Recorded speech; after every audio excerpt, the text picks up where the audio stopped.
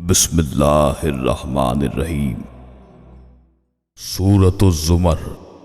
اس سورہ مبارکہ میں 75 آیات اور 8 رکوع ہے۔ یہ سورت مکی ہے۔ شان نزول سورۃ الزمر۔ اس سورت کی آیت نمبر 71 اور 73 میں لفظ زمر مرکوز ہے۔ یہی اس سورت کا نام ہے۔ یہ سورت مکہ مکرمہ میں نازل ہوئی جب اسلام اور مسلمانوں کے خلاف کفار و مشرکین کا بغض و عناد اور ظلم و ستم انتہا کو پہنچ چکا تھا، اور وہ مکے میں رہ کر اپنے دین کے ارشادات کے مطابق اپنے پروردگار کی عبادت نہیں کر سکتے تھے۔ اللہ تعالیٰ نے انہیں یہ بتا دیا کہ اگر یہاں رہ کر تم اپنے بندگی کے فرائض انجام نہیں دے سکتے تو اللہ کی زمین بڑی وسیع و عریض ہے، کسی ایسی جگہ چلے جاؤ کہ جہاں تمہارا دین بھی محفوظ رہے اور عبادت کی بھی آزادی ہو۔ یہ سورت اس زمانے میں نازل ہوئی جب مسلمانوں کو حبشہ کی طرف ہجرت کرنے کا اذن مل گیا تھا۔ مضامین سورۃ الزمر۔ سورت کا آغاز اس بات سے کیا گیا ہے کہ اللہ کی عبادت کرنا ہے تو صرف اسی کی عبادت کرو۔ اس کے ساتھ اگر کسی کی عبادت کرو گے تو وہ عبادت مردود اور نامنظور ہوگی۔ عبادت کے لائق تو صرف اللہ کی ذات ہے اور ہر چیز ہر مخلوق ہے۔ عقیدہ توحید کو ثابت کرنے کے لیے تکوینی آیات کا بیان کیا گیا ہے۔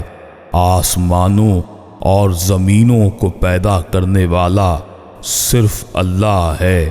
گردش لیل و نہار، مہر و ماہ، شکم مادر سے تخلیق، یہ تمام محیر العقول تخلیق اور نظم و ضبط، یہ سب اللہ کی ہی شان قدرت ہے۔ اس سورت کے مضامین میں زیادہ غور طلب بات یہ بھی ہے کہ انسان دو قسم کے ہیں، ایک وہ جو خود فراموش ہیں اور مصائب و آلام میں چیخنے چلانے لگتے ہیں، اور پھر اللہ سے وعدے کرتے ہیں کہ اگر تکالیف سے بچ گئے تو عمر بھر تیری بندگی اور تیری فرما برداری میں گزار دیں گے، لیکن جب اللہ کی رحمت فریاد رسی کرتی ہے تو انہیں یہ یاد نہیں رہتا کہ ان پر یہ کس کا کرم ہے۔ بعض احمق اسے اپنی عقل و علم کی، بعض فنی مہارت اور کاروباری فراست کا نتیجہ سمجھتے ہیں، حالانکہ چند روز پہلے جب وہ بوکھلائے ہوئے فریاد کر رہے تھے تو علم و عقل، فہم و فراست ان میں موجود تھا۔ دوسرے وہ جو اپنی زندگی کی ہر ساتھ اپنے رب کریم کی یاد اور بندگی میں بسر کرتے ہیں۔ ان کی راتیں عبادت الہی میں گزر جاتی ہیں۔ اپنی کسی عبادت اور نیکی پر انہیں ناز نہیں ہوتا۔ انہیں اگر آس ہے تو اس کی رحمت کی، اگر سہارا ہے تو اس کے فضل و کرم کا۔ کفار سمجھتے تھے کہ ہم پیغمبر اسلام صلی اللہ علیہ وآلہ وسلم اور ان کے ماننے والوں کو اپنے سانچے میں ڈھال لیں گے۔ ارشاد باری تعالیٰ ہے، اے میرے حبیب آپ فرما دیجئے، اے جاہلوں، نادانوں، کیا تم مجھے حکم کرتے ہو کہ میں اللہ کے سوا کسی اور کی عبادت کروں؟ کیا جلال ہے اس آیت کا، کیا روب ہے ان چند کلمات میں۔ آیت نمبر 53 میں بتا دیا گیا کہ اگر اب تک تم نے اپنے نفس پر مظالم ڈھانے کی حد کر دی ہے، لیکن اگر اس کے در رحمت پر آ کر دستک دو گے تو اس کی رحمت تمہیں مایوس نہیں کرے گی، تمہارے گزشتہ جرائم کو معاف کر دیا جائے گا اور تمہیں از سر نو پاکیزہ زندگی شروع کرنے کا ایک بار پھر موقع دیا جائے گا۔ مختصر خلاصہ سورۃ الزمر۔ کتاب اتارنا ہے اللہ عزت و حکمت والے کی طرف سے، بے شک ہم نے تمہاری طرف یہ کتاب حق کے ساتھ اتاری، تو اللہ کو پوجو خالص اس کے بندے ہو کر۔ ہاں، خالص اللہ ہی کی بندگی ہے، اور وہ جنہوں نے اس کے سوا ولی بنا لیے اور کہتے ہیں ہم تو انہیں صرف اتنی بات کے لیے پوچھتے ہیں کہ ہمیں اللہ کے پاس کر دیں، اللہ ان پر فیصلہ کر دے گا اس بات میں جس پر اختلاف کر رہے ہیں، بے شک اللہ راہ نہیں دیتا اسے جو جھوٹا اور بڑا ناشکرا ہو۔ اللہ اپنے لیے بچہ بناتا تو اپنی مخلوق میں سے جسے چاہتا چن لیتا، پاکی ہے اسے، وہی ہے ایک اللہ سب پر غالب۔ اس نے آسمان اور زمین حق بنائے، رات کو دن پر لپیٹتا ہے اور دن کو رات پر لپیٹتا ہے، اور اس نے سورج اور چاند کو کام پر لگایا، ہر ایک ٹھہرائی ہوئی میعاد کے لیے چلتا ہے، سنتا ہے، وہی صاحب عزت بخشنے والا۔ اس نے تمہیں ایک جان سے بنایا، پھر اسی سے اس کا جوڑ پیدا کیا، اور تمہارے لیے چوپایوں میں 8 جوڑے اتارے۔ تمہیں تمہاری ماؤں کے پیٹ میں بناتا ہے، ایک طرح کے بعد اور طرح 3 اندھیروں میں۔ اللہ تمہارا رب، اسی کی بادشاہی ہے، اس کے سوا کسی کی بندگی نہیں، پھر کہاں پھرے جاتے ہو؟ اگر تم ناشکری کرو تو بے شک اللہ بے نیاز ہے، اور اپنے بندوں کی ناشکری اسے پسند نہیں، اور اگر تم شکر کرو گے تو اسے تمہارے لیے پسند فرماتا ہے۔ کوئی بوجھ اٹھانے والی جان کسی کا بوجھ نہیں اٹھائے گی، پھر تمہیں اپنے رب کی طرف ہی پھرنا ہے، وہ تمہیں بتا دے گا جو تم کرتے تھے، بے شک وہ دلوں کی بات جانتا ہے۔ اور جب آدمی کو کوئی تکلیف پہنچتی ہے تو اپنے رب کو پکارتا ہے، اور پھر اللہ نے اسے کوئی اپنے پاس سے نعمت دی تو بھول جاتا ہے۔ آگے کی آیات میں پھر جو فرما بردار عبادت کرنے والے ہیں، راتوں میں سجود اور قیام کرتے ہیں، جوانی کے وقت میں اللہ سے رحمت چاہتے ہیں، اور جو نہیں سنتے کیا وہ برابر ہو سکتے ہیں؟ اور پھر نصیحت تو انہی کے لیے ہے جو عقل والے ہیں۔ اور تم فرماؤ جو تم ایمان لائے ہو، میرے بندو اپنے رب سے ڈرو، جنہوں نے بھلائی کی ان کے لیے اس دنیا میں بھلائی ہے، اللہ کی زمین وسیع ہے، صابروں کو ہی ان کا ثواب بے شمار دیا جائے گا۔ تم فرماؤ مجھے حکم ہے کہ اللہ کو پوجوں صرف اس کا بندہ ہو کر، اور مجھے حکم ہے کہ میں سب سے پہلے اس کی طرف گردن رکھوں۔ پھر آگے کی آیات میں وہی جو لوگ نافرمان ہیں، جو بتوں کو پوجتے ہیں، ان کے بارے میں پھر اللہ تعالی نے اپنی نعمتوں کا ذکر کیا کہ کیسے چشمے بہائے، کیسے پھل نکالتا ہے اپنی نشانیوں کا ذکر۔ بے شک اس میں دھیان کی بات ہے عقل مندوں کے لیے۔ اور تو کیا ہے وہ جس کا سینہ اللہ نے اسلام کے لیے کھول دیا، وہ اپنے رب کی طرف سے نور پر ہے۔ اس جیسا ہو جائے جو سنگ دل ہے، خرابیاں ان کے لیے جن کے دل اللہ کی طرف سے سخت ہو گئے ہیں، وہ کھلی گمراہی میں ہیں۔ اللہ نے اتاری سب سے اچھی کتاب، اول سے آخر تک ایک سی ہے، دوہرے بیان والی۔ اس سے بال کھڑے ہوتے ہیں ان کے بدن پر جو اپنے رب سے ڈرتے ہیں، پھر ان کی کھالیں اور دل نرم پڑ جاتے ہیں۔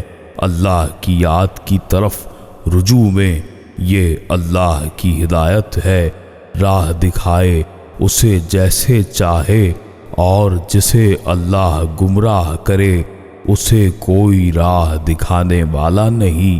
اور بے شک ہم نے لوگوں کے لیے اس قرآن میں ہر قسم کی کہاوت بیان فرمائی ہے کہ کسی طرح انہیں دھیان ہو۔ عربی زبان کا قرآن جس میں اصلاً کمی نہیں کہ کہیں وہ ڈریں۔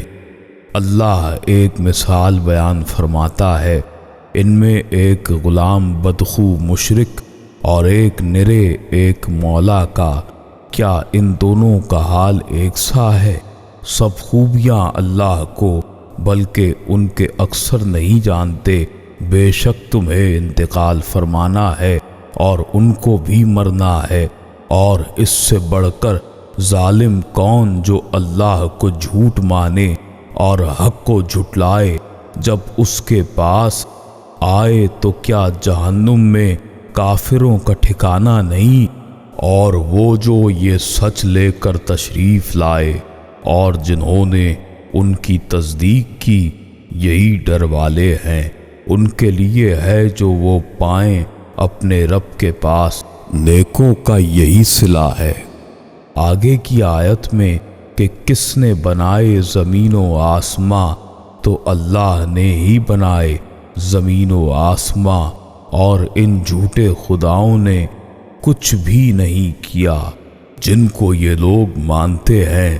پھر اللہ تعالیٰ نے اپنے عذاب اور ہدایت کی بات کی کہ اللہ کے علاوہ کوئی اور اس کے مقابل نہیں، یعنی جو جھوٹے خدا بنا رکھے ہیں بتوں کے بارے میں وہ کوئی طاقت نہیں رکھتے، نہ شفاعت کی نہ شفا دینے کی کسی بھی چیز میں۔ اور آپ صلی اللہ علیہ وآلہ وسلم فرما دیجئے کہ اللہ آسمان و زمین کے پیدا کرنے والے، نہاں اور عیاں کے جاننے والے، تو اپنے بندوں میں فیصلہ کرے گا کہ جس میں وہ اختلاف کرتے تھے۔ پھر اللہ ان لوگوں کا ذکر کرتا ہے جو صرف مصیبت میں پکارتے ہیں پھر ناشکرے ہو جاتے ہیں۔ جس نے ظلم کیا اسی کو پکڑے گا۔ اللہ جسے چاہے رزق دے، جسے چاہے نہ دے۔ پھر تم فرماؤ میرے بندوں جنہوں نے اپنی جانوں پر زیادتی کی ہے، اللہ کی رحمت سے نا امید نہ ہو۔ بے شک اللہ سب گناہ بخش دیتا ہے، بے شک وہی بخشنے والا مہربان ہے۔ اور اپنے رب کی طرف رجوع لاؤ، اس کے حضور گردن رکھو قبل اس کے کہ تم پر عذاب آئے، پھر تمہاری مدد نہ ہو۔ پھر اس کی پیروی کرو جو اچھی سے اچھی تمہارے رب نے تمہاری طرف اتاری ہے۔ پھر جس نے کیا اپنے کیے پر پچھتائے گا، یعنی جو کفار ہیں جو اللہ کے سوا کسی اور کو اپنا معبود کہنے والے، دنیا اور آخرت میں اپنے برے انجام کو دیکھیں گے، اور جو اللہ پر جھوٹ باندھے ان کے منہ کالے ہیں، اور تکبر کرنے والے کا ٹھکانہ بھی جہنم ہے۔ اللہ ہر چیز کا پیدا کرنے والا ہے، اور ہر چیز کا مختار ہے، اور اسی کے لیے ہیں زمین و آسمان کی کنجیاں، اور جنہوں نے اللہ کی آیتوں کا انکار کیا وہی نقصان میں ہیں۔ تم فرماؤ تو کیا اللہ کے سوا کسی کو پوجنے کو مجھ سے کہتے ہو؟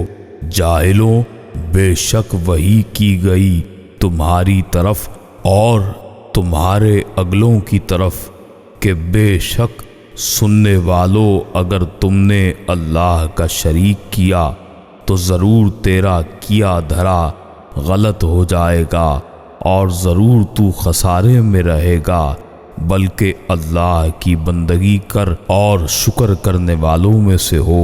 اور انہوں نے اللہ کی قدر نہ کی کہ جیسا کہ اس کا حق تھا۔ پھر آگے قیامت کا ذکر، رسولوں کے آنے کا ذکر، ان کے جھٹلانے کا ذکر، اور پھر کل کو جنت میں جانے کی بشارت، پھر اچھے کاموں کا صلہ اور برے کاموں کا صلہ برا، اور قیامت کے دن اللہ تعالی لوگوں میں سچ کا فیصلہ سنا دے گا، اور سب تعریفیں اللہ کے لیے ہیں جو سب جہانوں کا مالک ہے۔ اس صورت مبارکہ میں اللہ نے قرآن کریم کی عظمت کی قسم کھائی۔ وہاں ہر انسان کے لیے بہت سے واعظ بھی کیے اور اپنے دستور یعنی قانون بتائے۔ اہل جنت اور اہل جہنم اور جو لوگ ناشکرے ہوتے ہیں، اللہ کی نعمتوں کی قدر نہیں کرتے، ان کا ذکر، اللہ کی نشانیوں کا ذکر، اور سب سے اہم بات کہ اگر کوئی غلطی یا گناہ ہو جائے تو توبہ کرے۔ اللہ کی شان اور وعدہ ہے کہ وہ معاف فرمائے گا۔ مایوسی کو اللہ نے سخت ناپسند فرمایا ہے اور اپنی رحمتوں کا سہارا دیا ہے، اور قرآن کریم اور رسول اللہ صلی اللہ علیہ وآلہ وسلم کے بارے میں فرمایا ہے کہ دونوں حق اور سچ ہیں۔